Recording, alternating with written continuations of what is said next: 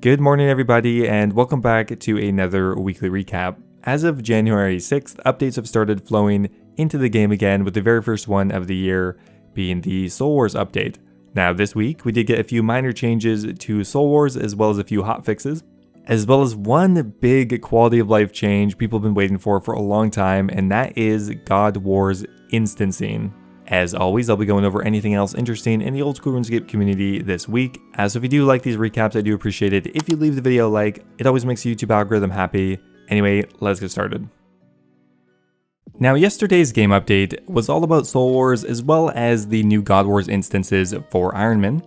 However, even prior to this, on January 7th, we did receive a couple of hotfixes for Soul Wars. Mostly they were just minor changes, like Ultimate Ironman now having access to a looting bag, a minor nerf on the loot from the Spoils of War, which are the loot boxes you can purchase with the new Zeal currency.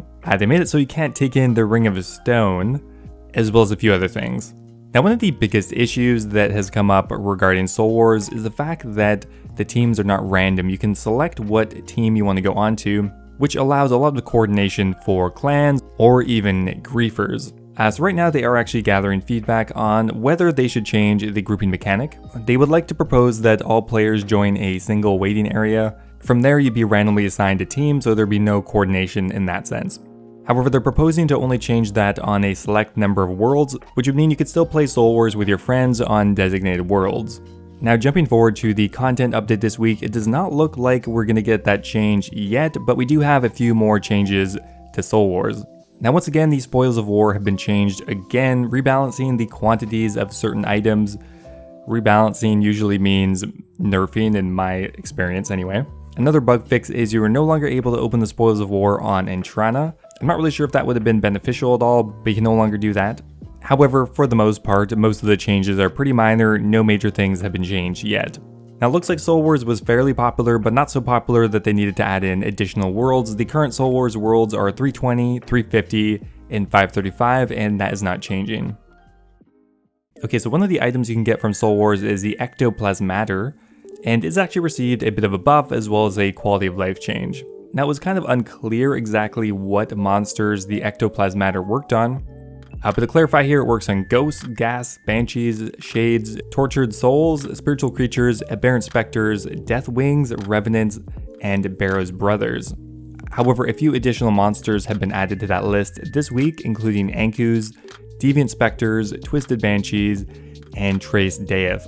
Also, the Ectoplasmata has received a flat buff to now award you 20% of the creature's health in prayer experience versus 15%. I do find this item still very interesting, although I'm not sure how many spectral creatures you'd normally kill. Probably just mainly Ankus, deviant specters, banshees, maybe revenants, but an interesting item. A very small paragraph here, but a very big change. Now, something people have been wanting for a long time are God Wars instances for Ironman. Killing the God Wars bosses, especially Bandos, were pretty much impossible for Ironman because all it would take is someone to do 1 damage to it, crash you even slightly, and you wouldn't get the drop. However, now all 4 God Wars dungeon generals now have their own shared Ironman instances. That means if you're an Ironman, when you enter the boss room, you're automatically going to be teleported to an Ironman instance. Keeping in mind, this is not a custom instance just for yourself, but just a secondary option for all Ironmen. You will see other Ironmen in the instance with you, but obviously you have a much lower chance of being trolled or inconvenienced or whatever. There will be a peek option though, so if you want to look into the instance without actually going in, you can do that, but it won't be available for regular players. Okay, so there's a minor change here due to Trailblazer. The maximum number of rooms in your POH was actually increased to 34, mainly to accommodate the League Hall. And going forward from today, you actually now need a bank pin to access your League reward shop. Okay, so the Bounty Hunter shop has closed again. Honestly, I kind of forgot that it was still open. Now, originally, they were going to close the Bounty Hunter shop in December, but they decided to leave it open 1 more month. As the shop is now closed and any existing archaic or antique emblems have been removed from your account. As always, there is a myriad of small changes, bug fixes at the end, but nothing too major, and that's pretty much it for yesterday's game update.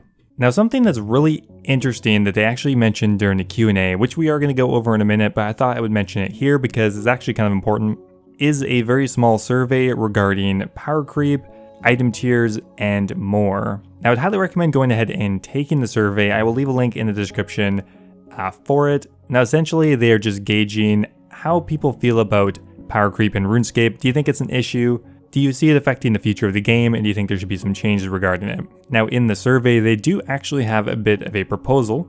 So here's what we could be seeing in the future. We do think that recent updates have been hard to balance because of the presence of many powerful items in the game. These items are mostly at tier 75. We do think for the long-term health of the game that we should implement the following changes. First up, tweak the stats and effects of some powerful items so that they don't dominate the meta. Now, they don't indicate the exact item they're talking about, but it could be the twisted bow. That would be pretty high up there, I'd imagine. Could be the toxic blowpipe. That's probably another likely culprit. There are half a dozen other items they could be referring to. So on top of that, they want to tweak the stats and effect of some undesirable equipment to encourage more gameplay variety, as that's most likely just buffing weaker equipment to bring it more in line. To actually reassess the item tiers to better reflect the power of the item. Now that would indicate they are thinking of adding in higher up tiers, or at the very least changing the tiers around a bit. Now their approach for adjusting existing powerful items will be driven by assessing its power, value, and rarity. We can summarize our stance as, we think the items which are more widely available to players are more problematic if they dominate the meta. And most importantly here, these changes would be considered integrity changes and would therefore not be pulled. Now just based on those 5 bullet points, I think they're probably referring to fairly inexpensive, widely available tier 75 weapons, like the blowpipe, but who knows at this point, it could really be anything. So anyway, go take the survey if you have an opinion on this, link in the description. Okay, so on January 11th, we got a really interesting, quick update on the OSRS website.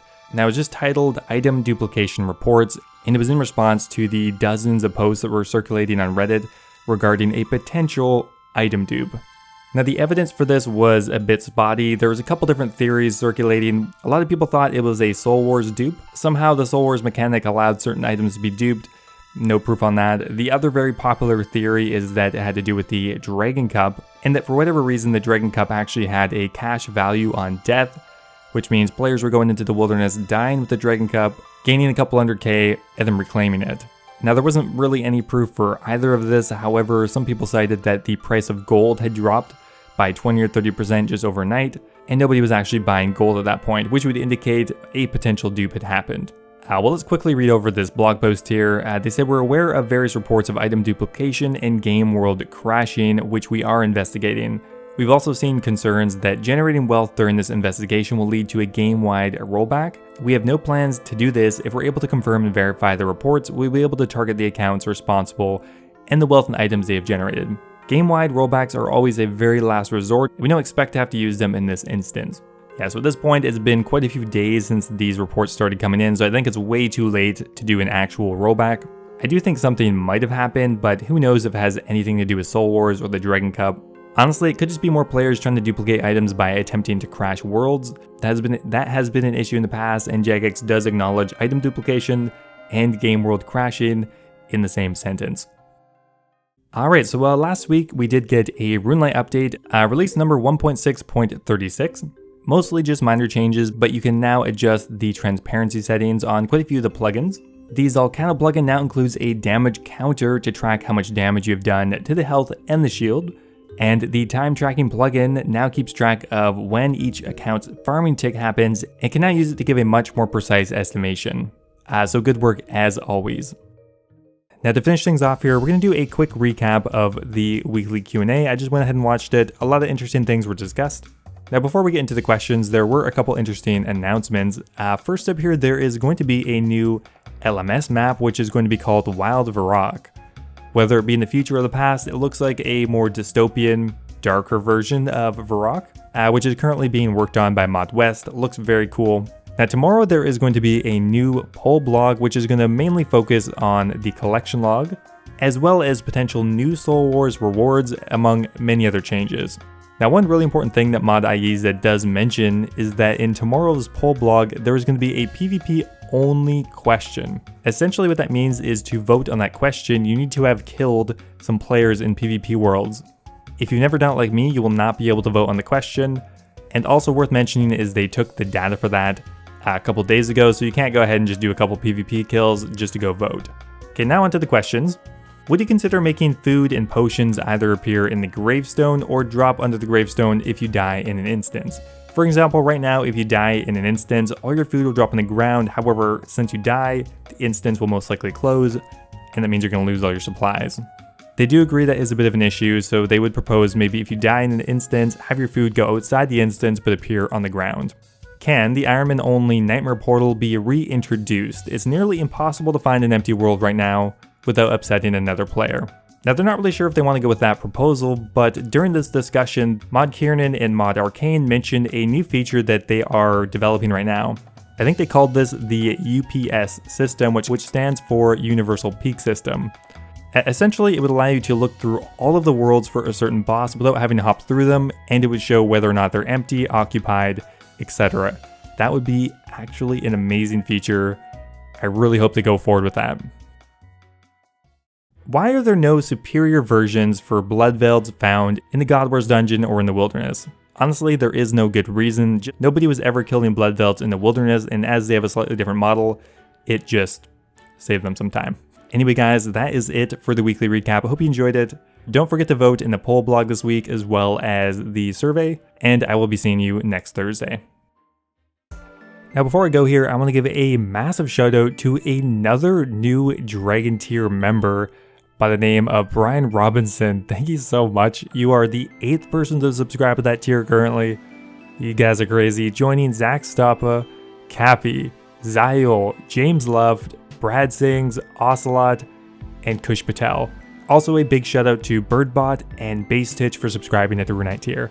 As always, if you guys are looking for another way to support the channel, it would mean a lot, and you'll get access to my video release schedule, get immortalized in my videos, and get a custom Discord role. Anyway guys, thanks again, and I'll see you next time.